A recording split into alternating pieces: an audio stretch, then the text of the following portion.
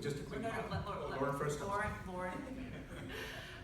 So I think it's important to drive home the point that it's not a wild west when it comes to protection of consumer data. I mean, we have the Federal Trade Commission that has been active in consumer protection around data privacy within the Internet of Things for years.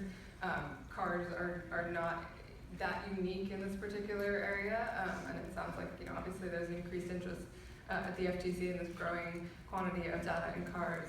There's also, self-regulatory principles that the FTC can hold entities to. So in 2014, we had the Alliance and Global led automotive privacy principles that nearly every car maker has agreed to.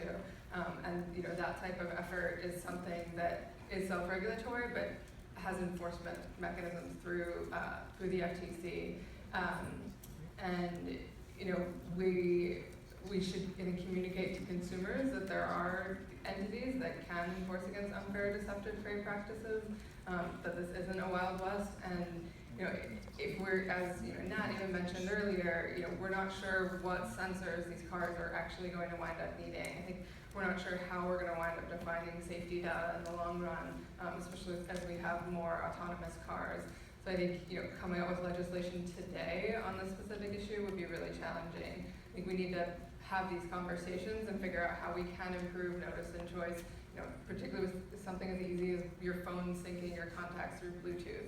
It seems like there's room for improvement there. There's room for giving consumers more choice within the interface in their cars, a little more notice, and figuring out how do we answer the question of who owns what data in practice.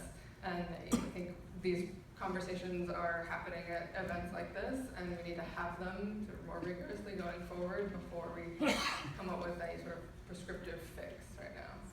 One of the concerns that I have is that we have to be careful